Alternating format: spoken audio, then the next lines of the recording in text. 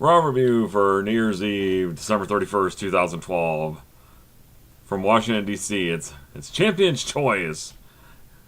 As Miz says on Miz TV, which opens up the show. Really? Really? Really? Do we really need to see Miz TV on every show? Whether it be Raw or SmackDown? Hell, and next thing you know, he'll have it on the main event or something. But John Cena's the guest host, and basically sucking up to the crowd like he usually does. Ugh. But then finally we get the Rhodes Scholars out there, and I thank you, Damien Sandow, because you really helped save this segment. Sandow, to me, he does a lot of the little things that a heel should do, and he's really one of the only heels in WWE that can actually get legitimate heat. And Cena, he quotes a famous poet, Robert Griffin III, RG3, which of course is going to get him cheap heat, and he's basically sucking up to the fans like he usually does. I thought it was funny that Sandow said, "I have never heard of that poet." Oh, that's awesome. Then you get an RG3 chant, but he was actually in the crowd. You would have thought that WWE would have shown him in the crowd, maybe, perhaps. I mean, considering he is the biggest thing to hit Washington D.C. in a very long time. So, anyway, So Cena and Miz have a little powwow saying, "Hey, let's let bygones be bygones. Hey, it's New Year's Eve and this and that." And so he ended up having a match between Miz and Cena and the Rhodes Scholars. This was actually a pretty decent match, but does Cena really have to get the pinfall on television all the time? I mean, really? I mean, it was a decent match though, but I just don't see why Cena has to get the pinfall all the time. So there's kind of a New Year's Eve party backstage, hosted by Vicky Guerrero, and Dolph Ziggler comes up to her and he starts talking to her and that, and so she ends up putting him in a match against Sheamus. Boy, we sure haven't seen that about 5,000 times now, haven't we? And then there's another second where Punk and Paul Heyman come up to her and she asks him, who would you defend your title against tonight if you could? Oh, Ryback, of course. So, but since Punk isn't wrestling, he comes up with a great idea and putting all three members of the Shield up against Ryback. Wow. All right, so next match is Antonio Cesaro coming into the ring with a promo, basically bashing America. That's kind of what he's been doing. I don't like this character. I mean, I like what Claudio can do in the ring and all, but God, this character just isn't doing it for me. And figure since it's in Washington D.C., why not take on a real American patriot of sorts? So they bring out Sergeant Slaughter, and I mean, I can kind of get that, but why not bring out somebody like a Hacksaw Jim Duggan? I mean, really, I mean, yeah, he's not too much younger than Slaughter, but still, I mean, yeah, he could get him more heat, get Cesaro more heat than about as much as Slaughter could. So anyway, that's all this match is really designed to do, is get more heat on Cesaro. He gave Slaughter 2 neutralizers, and that's about it. Not much to really say about this match. Duggan could have done the same thing, I thought. So then in the locker room area, you see Team Hell No, which they want to fight the Shield, but since the Shield's already busy in a 3-on-1 handicap match against Ryback, they have to find somebody else to fight, and so they end up seeing 3-man band, the 3MB, and so they end up having a match, and it's really not a surprise that they won this match. This was for the tag team titles after all, but I was kind of surprised it's actually a decent match. So, all right. So your 1 hour main event segment was CM Punk and Paul Heyman coming out there with the Punk's personal physician, if you will, and just talking about just bringing out his usual spiel about respect and all that. You know, it's kind of getting tiresome, you know. But finally, you end up seeing old the boss himself, Vincent Kennedy McMahon, and he basically says that next week that WWE officials are going to look at CM Punk's knee, and if he's deemed able to wrestle, he's going to be in that TLC match next Monday night against Ryback. And if not, and then if it's proven that he's not ready, then who's going to fight him? Well, Paul Heyman, of course. Oh, come on. Seriously now? It's like, do you really have to throw Paul Heyman into this? I mean, Schleg Daddy and the Tasteless One brought up a great point. I remember back in the old days. I'm an old school wrestling fan here, and if I remember correctly, if a champion didn't defend their title within 30 days, they get stripped of the title. Why not just do that? I mean, seriously, it's like champions don't have any consequences anymore if they don't defend their title within 30 days. That never would have flown in the old days.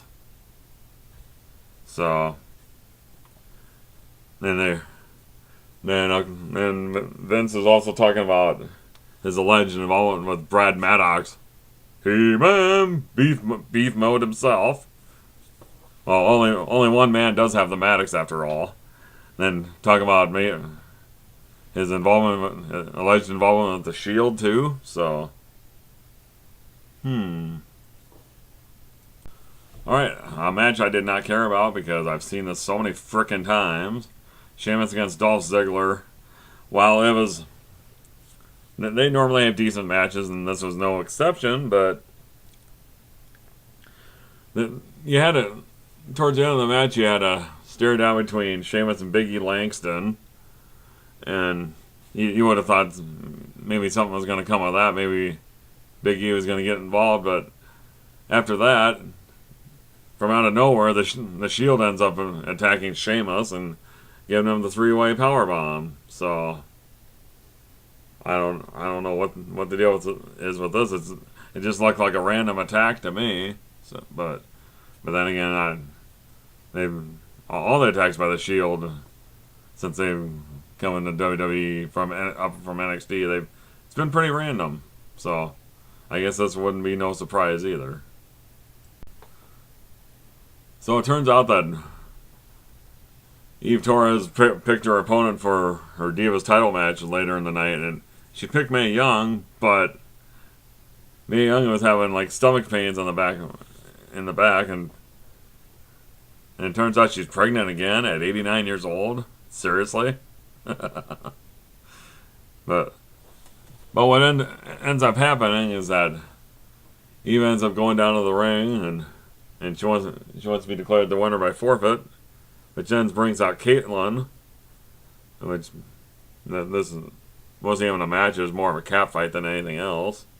It's probably just as well there wasn't a match because, well, if you're thinking that if they're making Caitlyn the number one babyface diva, that's a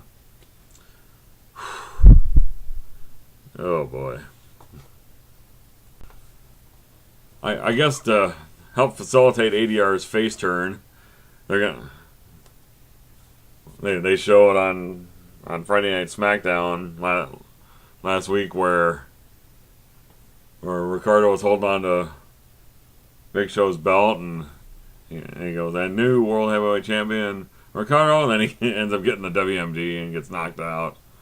But yeah, you actually saw some kind of a more human side of ADR where he goes, I just basically tells Carla he's basically treated him like crap the whole time that they've been there, and I'm going to be in your corner in your match.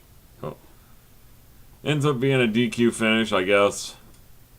I guess Big Show needs a new opponent since it looks like he's all done as Sheamus, so he doesn't really. Show doesn't have too many people to feud with on SmackDown, so I guess ADR becoming a babyface is a good thing, I guess. I don't know if I'm still. Really don't know if I'm buying it yet still, but at least it would be a different opponent. Okay, one thing I didn't mention about the Big Show Ricardo match is that Ricardo ended up getting disqualified after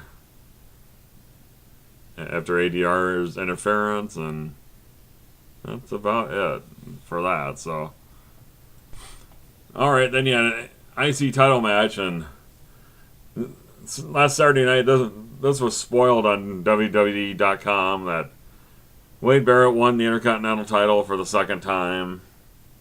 He ended up winning with the bullhammer elbow.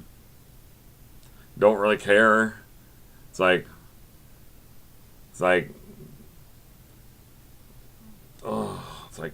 Wade Barrett should not be wasting his time with the IC title. It's like, are they just doomed to keep him in the mid card? I don't like what they're doing with him. Wade Barrett should be out like in the upper mid card. They should be preparing him for maybe for him to go after the world title at some point. But are they just going to keep him in the mid card? Are they going to keep Kofi in the mid card? Like, is he mid card for life? Okay, back to Mae Young in the back. In the back, they got her laid down on a table. Khali's holding her legs up in the air, and she ends up giving birth to the baby New Year, which turns out to be Hornswoggle. It's like, oh my god.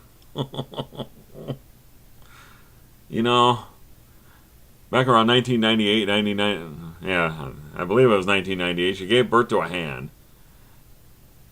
Did it really have to be Hornswoggle? Couldn't have been like a foot or something. I mean, that would have made more sense than her giving birth to the fucking baby New Year named Hornswoggle. Never seen a baby New Year that had tattoos and had a big cigar. So, okay, then you had the Shield's their first appearance on Raw, first official appearance on Raw in a match against Ryback, which turned out to not be a match because when Ryback came down to the ring, and Rollins, Reigns, and Ambrose, they all attacked him. Pretty much attacked him right from the get-go, and then after a little bit, you had Sheamus coming back down to try to help save the day, and he ended up getting beat down as well. And then you get the return of one Randall Keith Orton. I'm sure Chase Oliver 68 was pretty much jizzing in his pants when he saw that. So, and you finally had some kind of a retreat from the Shield, and Orton ends up giving Ambrose the RKO, and they end up leaving back through the crowd. So, could this be maybe a match at the Royal Rumble? Could there possibly be a 6-man match at the Rumble and have them all in the Royal Rumble match itself? Maybe. Could it be a 6-man match like with Orton and Sheamus and whatever and Ryback? It's like, I would have thought after Orton was out with his separated shoulder and all. I guess it's so much for the Orton heel turn now, isn't it, huh? Okay, then the final segment. The Dolph Ziggler and AJ Lee New Year's Eve toast. Oh, jeez. Ziggler shows a kind of a montage of Cena's failures from 2012. where he lost to The Rock, and then he ended up losing to Johnny Ace of all people. It's like, I get that he would lose to The Rock, then he ended up losing to Cena at the 1000th Raw, or excuse me, he lost to Punk after he cashed in the Money in the Bank. And it's like, why would you have him? I could see why you'd have him go lose to The Rock, but why would he have to job to Johnny Ace, John Laurinaitis, at all? And it's then he ends up beating Big Show, and it's like, jeez. But this is just stupid all around. So Cena ends up on the ramp. He doesn't come down to the ring, so I don't know why the hell Biggie Langston was standing guard by the ring. But if we did get anything good out of this, well, at least we got some sort of a mention of the Royal Rumble, because Cena puts his name into it, and God forbid he actually wins it. I really hope he doesn't. But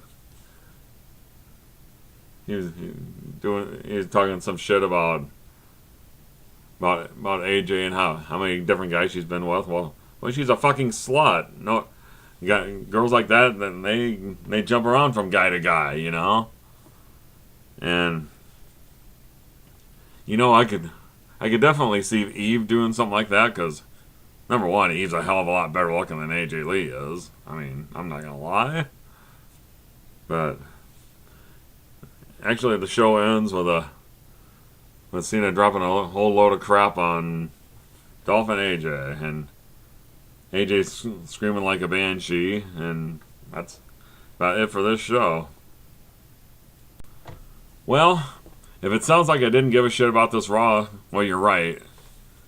Because the WWE sure as hell didn't give a shit about it either, so if my review was a little bit lackluster, I'm sorry, but I didn't care about this Raw, to be perfectly honest with you. I just hope next week's better when The Rock returns, so as far as that goes, I am Marvelous Mark, and I'll talk to you later. So long.